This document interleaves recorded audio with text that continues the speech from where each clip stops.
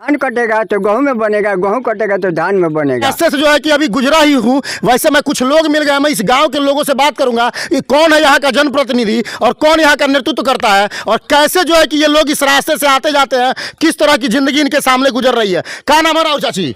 कुंती देवी। अच्छा, हई रास्ता रो देखत नहीं? हाँ देखत नहीं, कल ही गिर गई। कहा जाता है तो कहते हैं कि धान के सीजन में, गेहूं के सीजन में होगा, जब कटेगा तब होगा, फिर उसके बाद से हमेशा बदलते रहते हैं। क्या समस्या है आपकी? समस्या यह है कि इस रोड को बनवाया जाए, बस। और क्या समस्या है? कब से ये समस्या है? अरे बहुत सालों से है। कहा जाता है प्रधान जी से, तो प्रधान जी सुनते नहीं हैं। और धान कटेगा तो गेहूं में बनेगा, गेहूं कटेगा तो धान में बनेगा, ये जो कहते हैं। यह रमकोला के लिए कोई प्रधान है? इंजीनियर थे, ये जो कहते हैं। यह रमकोला के लिए कोई प्रधान है?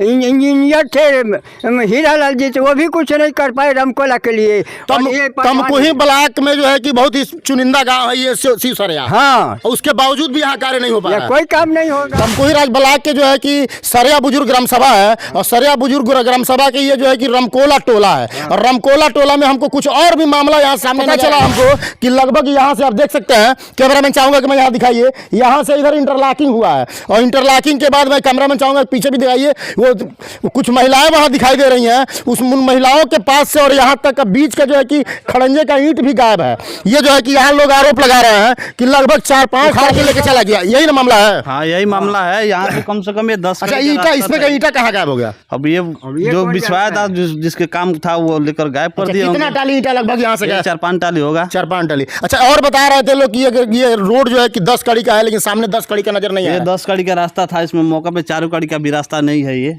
सही बात है। देख सकते हैं आप कि जो है कि रास्ता बहुत पतला दिखाई दे रहा है, और कहीं ना कहीं जो है कि ये जिम्मेदार लोगों की ही कमी है, जिसके वजह से ये सब लोगों से बात करूंगा कि कौन है यहाँ का जनप्रतिनिधि और कौन यहाँ का नेतृत्व करता है और कैसे जो है कि ये लोग इस रास्ते से आते जाते हैं, किस तरह की जिंदगी इनके सामने गुजर रही है। क्या नाम है राव चाची?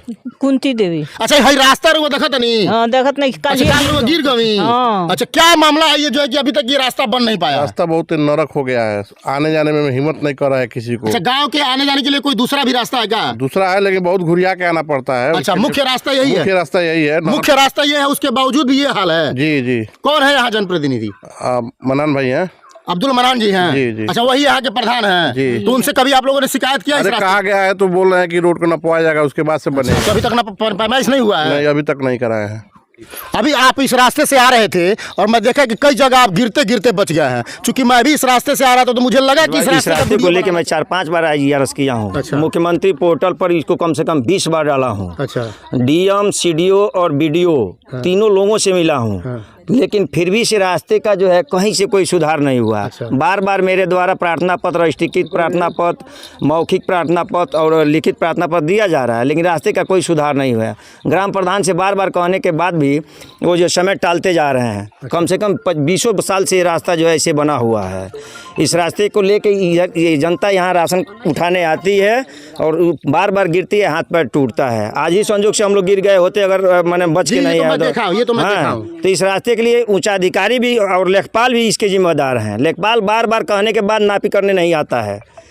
इतनी जर्जर ये रास्ता है, इतना कच्चा रास्ता है, और जैसे कि पैर फिसल जाए तो फिक्स है कि हाथ पैर टूटना, हाथ पैर टूटना, इसमें कहीं कोई बट नहीं है। और इस रास्ते को लेके जो है बार बार उच्च अधिकारियों से लेके ग्राम प्रधान को कहा जा रहा है। लेकिन आप कौन है इस ग्राम सभा के? मैं इस ग्राम सभा का आम नागरिक हूँ। चुनाव नहीं लड़ना? नहीं, चुनाव कोई नहीं लड़ना है मुझे, लेकिन जनहित के मामले को उठाना मेरा कर्तव्य है। जनहित का मामला उठेगा, सबको लाभ होगा। ग्राम सभा के एक नागरिक होने के नाते मैं ये जनहित में उठा रहा हूँ मामला। मुझे कोई चुनाव नहीं लड़ना, कोई राजनीति नहीं करनी है, लेकिन जनहित का तो मामला है, ये सबको तो इसमें आना जाना है। जो ग्राम प्रतिनिधि है वो भी तो आएगा जाएगा, ये तो नहीं है कि वो नहीं आएगा जाएगा। लेकिन फिर भी बार बार इस रास्ते को डिले किया जा रहा है, बनवाया नहीं जा रहा है। और लेखपाल की भूमिका ये है कि लेखपाल इस रास्ते को नाप नहीं रहा है, पैमाइश नहीं कर रहा है। बार बार SDM द्वारा ऑर्डर कराया जा रहा है, लेकिन लेखपाल अपने कागज़ को सीमेंट को वहीं रख ले रहा है। अगर मैं कहूं कि SDM साहब अगर आप इस रास्ते से आ जाएं तो मैं बताऊं कि आप पैदल भी नहीं आ पाएंगे, ऐसा स्थिति है इस रास्ते का। और यहाँ जनप्रतिनिधि से लेके और जो है कि आम नागरिक भी परेशान है।